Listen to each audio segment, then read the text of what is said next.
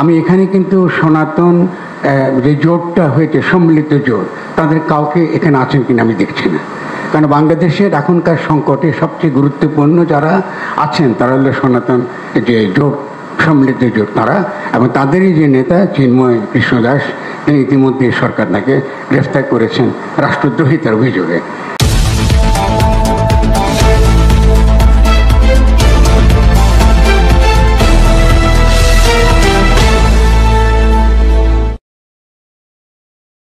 শুভেচ্ছা, আমার সালাম নেবেন, প্রণাম জানবেন, জয়গুরু। আমি এখানে আসলে কেন আমন্ত্রিত হয়েছি ঠিক জানি না। আমি আমাদের মাননীয় উপদেষ্টারা তারা আমাকে ডেকেছেন, ওদের সম্ভবত এই কারণে যে আমি দীর্ঘকাল লড়ছি বিশেষত আমাদের সকল নাগরিকের মানবিক এবং নাগরিক অধিকারের জন্য। সেদিক থেকে আমার চোখে রাষ্ট্রের দিক থেকে আসলে এই ধর্ম বা ধর্মীয় পরিচয় কিংবা অন্য কোনো পরিচয় অনেক গুরুত্বপূর্ণ পরিচয় হচ্ছে নাগরিক অধিকারটা নিশ্চিত করা, এবং জুলাই গণঅভ্যুত্থানটা হয়েছে নাগরিক অধিকার নিশ্চিত করার জন্য। তো সেই দিক থেকে আমরা দেখেছি যে জুলাই গণঅভ্যুত্থানের পরে বিভিন্ন ক্ষেত্রে নাগরিক অধিকার ক্ষুণ্ণ হয়েছে। এটা আমরা একটা বড় ঘটনা, একটা অভূতপূর্ব বিপ্লবতে দিয়ে গেছি, এবং এটা একটা নানান কারণে আমাদের শিথিলতা আছে, আমাদের দুর্বলতা আছে, কিন্তু সেই সুযোগটা কিছু কিছু শক্তি আমাদের দেশের ভেতরে এবং দেশের বাইরে তা এটা গ্রহণ করতে চাইছে, এবং বর্তমান সরকারকে আনস্টেবল করবার তাদের একটা অত্যন্ত পরিষ্কার একটা আমরা দেখছি তাদের একটা পরিকল্পনা আছে। সেই থেকে আমার প্রথম যে কথাটা হবে, আমাদের সকলকে অনেক বেশি সতর্ক হতে হবে, এবং ইস্যুটা শুধুমাত্র যে এই আমাদের সম্প্রীতি, ধর্মীয় সম্প্রীতি ব্যাপারটা তা নয়। এটা নাগরিক এবং মানবিক অধিকারের প্রশ্ন, এটা বাংলাদেশকে নতুনভাবে গঠনতন্ত্র প্রণয়নের প্রশ্ন, এবং একই সঙ্গে এই বর্তমান অন্তর্বর্তীকালীন সরকার আমাদেরকে যে স্বপ্ন দেখাতে পারে তার সঙ্গে এটা যুক্ত। এবং এটার সঙ্গে আমি আর দুইটা কথা দিয়ে যোগ করবো, যেহেতু সময় অত্যন্ত কম, আসলে অনেক আলোচনা করার দরকার আছে। আমি এখানে কিন্তু সনাতন যে জোটটা হয়েছে, সম্মিলিত জোট, তাদের কাউকে এখানে আছেন কিনা আমি দেখছি না। কারণ বাংলাদেশের এখনকার সংকটে সবচেয়ে গুরুত্বপূর্ণ যারা আছেন তারা হলো সনাতন যে জোট, সম্মিলিত জোট তারা, এবং তাদেরই যে নেতা চিন্ময় কৃষ্ণ দাস, তিনি ইতিমধ্যে সরকার তাকে গ্রেফতার করেছেন রাষ্ট্রদ্রোহিতার অভিযোগে। এখন রাষ্ট্রদ্রোহিতা একটা কিন্তু ব্রিটিশ আইন, এবং আমরা কিন্তু জুলাই গণঅভ্যুত্থানের পরে এই ধরনের আইন নাগরিকত্বের উপর প্রয়োগ হবে এটা কিন্তু আমরাও আশা করি না যারা জুলাই অভ্যুত্থানের সঙ্গে যুক্ত ছিলেন। ফলে এখানে আইনগত দেখতে হচ্ছে যে একজন ব্যক্তি এখানে আপনার তার বিরুদ্ধে অভিযোগ করেছে, যে অভিযোগে করা হোক না কেন, তিনি একজন একটা বিএনপির তিনি একজন সদস্য, এবং সেই সদস্য করেছে, পরবর্তীকালে বিএনপি আবার তাকে বরখাস্ত করেছে, তার দল থেকে বহিষ্কার করেছে, কিন্তু তার এই মামলাটা তোলা হয় নাই। ফলে দেখা যাচ্ছে এখানে একটা রাজনৈতিক দলেরও এখানে একটা উস্কানি রয়েছে পরিষ্কার, যেটা আমাদেরকে পরিষ্কার হতে হবে যে কেন এই মামলাটা করা হলো, এবং যদি তারা বহিষ্কারই করে থাকেন তাহলে সেই মামলা কেন তারা উঠে তারা করেন।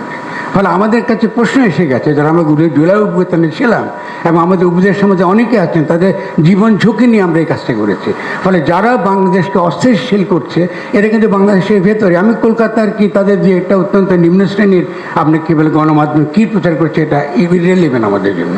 আমরা জানি যে ভারতের যে তাদের যে সত্যিকারে যারা তারা সিদ্ধান্ত গ্রহণ করেন তাদের ব্যাপারটা ভিন্ন রকম। ফলে আজকে এখানকার যে বিভিন্ন ধর্মের সঙ্গে সম্পর্কের প্রশ্নটা একই সঙ্গে একটা ভূরাজনৈতিক প্রশ্ন হয়ে উঠেছে, এবং এটা বাংলাদেশের জন্য অত্যন্ত বিপজ্জনক। এবং আমি অত্যন্ত ক্ষোভের সঙ্গে এটা বলবো যে আমাদের এই ব্যাপারটা হ্যান্ডেল করাটা, এটাকে এনগেজ করাটা, যারা আমাদের দুঃখ পেয়েছেন, কোনো কারণে মনে করছেন তাদের নাগরিক মানবিক অধিকার ক্ষুণ্ণ হয়েছে, তাদের সঙ্গে কথা বলবার জন্য আমরা রয়েছি নাগরিকরা, আমরা এই গণঅভ্যুত্থানের সঙ্গে যারা যুক্ত, আমরাই রয়েছি তাদের সঙ্গে কথা বলার জন্য। সেক্ষেত্রে যদি আইনের দ্বারা, ব্রিটিশ আইনের দ্বারা একজন নাগরিককে, আমি তিনি একজন সন্ত, এর আগে এখানকার সনাতন ধর্মাবলম্বীদের বিভিন্ন রাজনৈতিক দল বিভিন্নভাবে ব্যবহার করেছে, এবং তারা সেই বিভিন্ন ব্যবহারের থেকে তারা বেরিয়ে এসে তারা আজকে এই ছাত্রদের এই আন্দোলনের সমর্থন দেবার জন্যে তারা নৈতিকভাবে যেমন তারা তৈরি, একই সঙ্গে এই সরকারকে তারা সমর্থন দেবার জন্য তৈরি। ফলে আমি আপনার কাছে বিনীতভাবে জানতে চাই আমাদের মাননীয় প্রধান উপদেষ্টার কাছে যে কি করে আজকে চিন্ময় দাশগুপ্তকে, এই চিন্ময় কৃষ্ণ দাসকে এখানে আপনার গ্রেফতার করা হলো, তার আইনি ভিত্তিটা কী ছিল, এবং একই সঙ্গে তার নৈতিক এবং অন্যান্য ভিত্তি আন্তর্জাতিক মানবাধিকার, তাদের সমাবেশ করার অধিকার আছে, তাদের কথা বলার অধিকার আছে। এবং আমি নিজে ব্যক্তিগতভাবে চিন্ময় সঙ্গে কথা বলেছি এবং আমার তাকে কোনোভাবে বাংলাদেশের রাষ্ট্রদ্রোহী বলে মনে হয়নি। তাদের কিছু অভিযোগ আছে এবং এর আগে বিভিন্ন রকম রাজনৈতিক দলগুলো তাদেরকে ব্যবহার করেছে, অত্যন্ত খারাপভাবে ব্যবহার করেছে।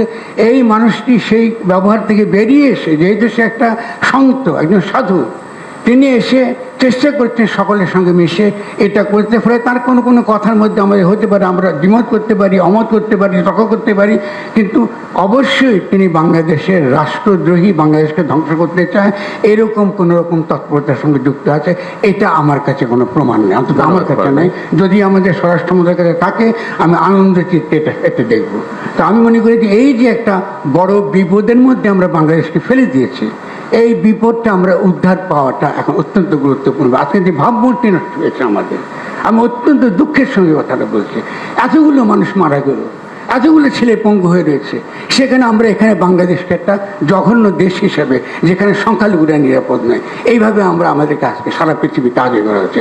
অথচ এই ধরনের লোকদেরকে, চিন্ময় যিনি যে সন্ত, তাকে নিয়ে আজকে সারা পৃথিবীকে বলতে পারতাম যে বাংলাদেশের সংখ্যালঘুরা আপনার মোটো আপনার অনিরাপদ নয়, তাদের উপর যে নির্যাতন হয়েছে, নিঃসন্দেহে সেই নির্যাতনের একটা অবশ্যই তার একটা বিহিত হবে। এখানে দেবত্ব সম্পত্তি দখল হয়েছে আওয়ামী লীগের আমলে। এখানে আমি জানি যে আরও যারা আছেন, বৌদ্ধ আছে, বিভিন্ন বৌদ্ধ মঠ আছে, বৌদ্ধ বিহারের কথা বলা আছে, এগুলো তো দখল হয়েছে এর আগে সরকারের আমলে। তবে এই সরকার তো উচিত ছিল এই যে বিষয়গুলো, যেগুলো তারা আন্তরিকভাবে হাজির করার চেষ্টা করছেন, এটা মনোযোগ দিয়ে শোনা। তো আমি বিনীতভাবে অনুরোধ করবো। তাছাড়া আরেকটা কথা বলি, মাজার ভাঙ্গা হচ্ছে, মাজার ভাঙ্গা হচ্ছে।